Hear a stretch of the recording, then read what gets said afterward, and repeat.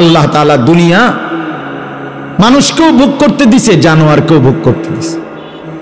আল্লাহ তাআলা দুনিয়া ইমানদারকেও ভোগ করতে দিছে, নাফরমান বেঈমান নাস্তিক মুরতাদ যে আল্লাহকে স্বীকারই করেন, আল্লাহ বলতে কিছু নাই, দেয়ার ইজ নো গড।